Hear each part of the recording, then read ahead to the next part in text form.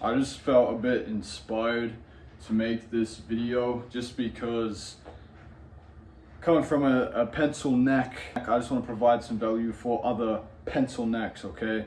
When I started, I was like 50 kilos, okay? Right now, I'm in the 70s right now, okay?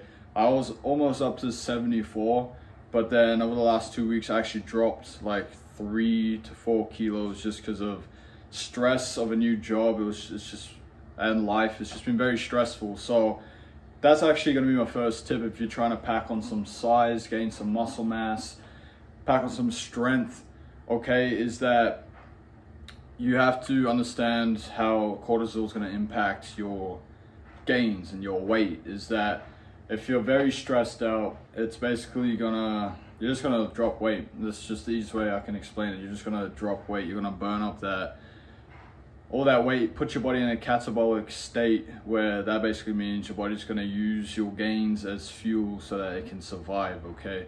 And there's all kinds of stress, but to mitigate stress so that you don't lose weight and that you actually pack on weight, pack on some gains and actually keep it and keep getting stronger, is that you have to, I'm just cooking some food right here, which will be some of my next tips, but you have to mitigate stress, and the easiest ways to do it, in my opinion, and for what I found has worked for me, is you have to, let me stand in this good lighting, okay, is you have to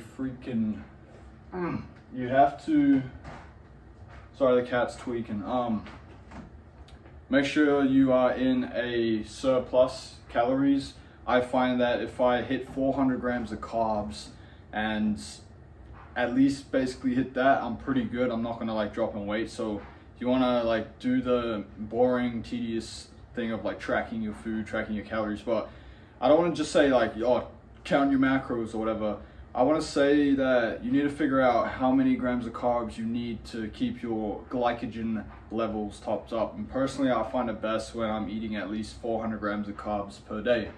And you also need to make sure that you're getting enough sleep, you know, all the basics and stuff like that. But cortisol will just strip you of any mass that you manage to slap onto your pencil neck frame, okay? And going into the foods, now here's some golden tidbits that I've learned as I've struggled to gain like a gram of weight and I've just been losing it, is that when it comes to cooking, I know that onions and garlic, you know, adds a lot of flavor to the meals, but what happens is that it's high on the, I don't know if it's FODMAP or whatever it is, it makes you bloat, okay? So any foods that make you bloat is gonna be very bad because it takes up so much space inside that you can't like continue to eat. So I'm cooking pasta right now, and if I add onion or garlic to it, I know I'm not gonna be able to finish the food that I'm cooking, simply because onions I know are gonna make me bloat and garlic makes me bloat. So therefore I'm not gonna be able to get the calories in. So it's very important you understand that there's certain foods that are going to make you bloated, which is gonna mean you can't get the calories in. You're gonna feel full very quickly and feel like you can't eat. And that's the biggest thing that we struggle with for us pencil necks, is that we're not eating enough food. And don't come at me with that BS saying that I eat heaps, man, I eat all day, I eat this and this. Well, if you did eat that much, you'd be gaining weight. And it's as simple as that, bro. So you're not eating enough. You're not eating nearly as much as you think because you are not gaining weight. Okay, it's as simple as that. So for golden tidbits for food, what I found works really well is if you get pasta, you get some, I'll cook it with 250 grams of beef. So the pasta and the beef, depending on how much pasta you add to it, you can get well over 1,000 calories in that meal right there. So much easier to eat that amount of calories, bro. You can also substitute the pasta for rice, but I find pasta is it just seems to pack more of a punch, okay? Pack more of a punch. And then you also have to decide, do you want to eat for strictly health, or do you want to eat to gain size? Okay, you have to make that decision, because for the longest time, I just maintained the exact same body weight for like a couple years because I was so focused on specifically health, okay? I would like completely avoid processed foods and I'll just make zero gains. And the thing is, it's very, very hard when you have a busy life, like a busy schedule, personally, I'm working on a 6-day roster and overtime pretty much every day. So like, it's very difficult to eat the amount of food you need to eat strictly clean. It's just really, really hard unless you don't have to work a normal job and you have all the time in the world to cook and eat. Because if you've actually done that, you know how much time it takes to actually cook the food and then actually sit down and eat it, because the volume of food is going to be significantly bigger as well. And it's just, it's a full-time job just to eat if you want to eat strictly clean. So personally, I made the decision that I just want, temporarily will be eating for size, okay? And to eat for size, that's, yeah, you're gonna throw some processed foods in. I know it's not the healthiest, but if you're struggling to pack on mass, struggling to get the carbs in and all that, struggling to get the gains, then the thing is that you just have to do what it takes, man. Because you have to make a decision. Are you gonna eat for health or are you gonna eat for the gains? Because every time I've eaten strictly clean and tried to bulk, I just got extremely shredded, okay? It's just very difficult. And the bulk doesn't have to be for the rest of your life. It's just like a short-term thing, okay? And then once you pack on the size you want to pack on and then you want to cut, then you can eat strictly clean and feel amazing, your health is on point and everything, and then you're shredded with enough muscle mass that you actually, you know, have a very good physique. At least that's my viewpoint on it. But yeah, so avoid foods that are gonna make you bloat. Do the 250 grams of beef with as much pasta as you can get in you, and then also the pasta sauce as well obviously adds more, and you can grate some cheese on top. Bro, that's such an easy and tasty meal. That's just got so many calories, and it's high in protein, high in the good fats, and good amount of carbs as well. And then if you want, you can wash that down with a drink of your choice. Bro, that's a great freaking meal.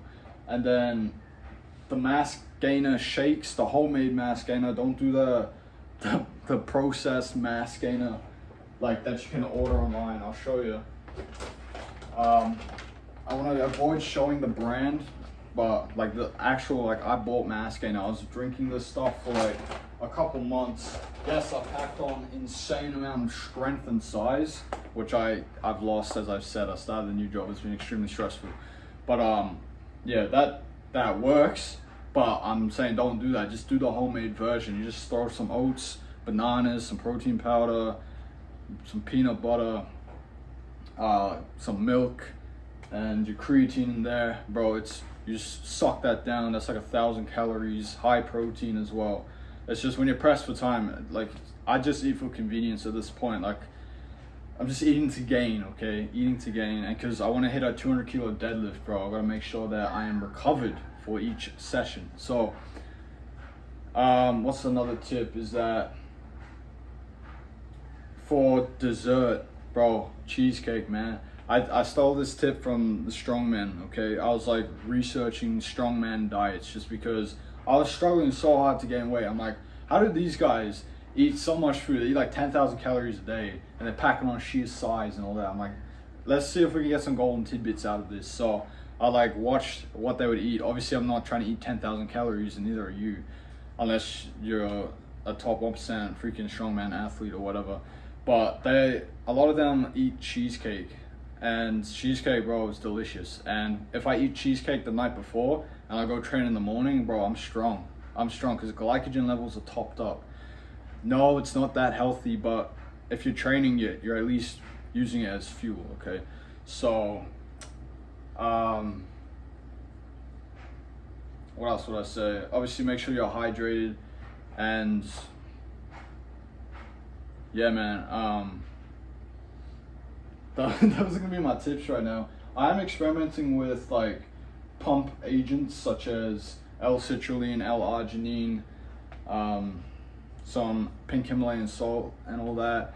It seems to be doing quite well. My deadlift is like blowing up, not because of the supplements, and that's another thing, is that supplementation. Don't make that your priority. Make getting the calories in your priority, and then the supplements are just a cherry on top. The supplements won't do the work. The amount of food that you consume consistently are gonna do like freaking 85% of the work, okay? So yeah, it's just another one. The breakfast I'm currently running right now is, if you're in Australia, okay, this is not a sponsorship or shout out, this is just golden tidbit that I found. Now, the price of food is going through the freaking roof, okay? Things are expensive in today's times, but I found this thing, right? This is freaking pancake shake, okay? This is $3, and $3 out of this, you get a freaking, I'm just gonna say, a lot of carbs and a lot of calories. So you just fill up the water up to there, give it a shake till it's all mixed up, and then in the morning, bro, slap some butter on the pan, pour it out. You can get like 3 to 4 decent pancakes covered in like maple syrup, okay?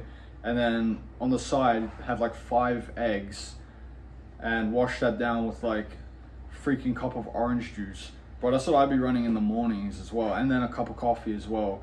Bro, the amount of freaking carbs and good protein, you get cholesterol from the eggs, which is good for you, boost testosterone.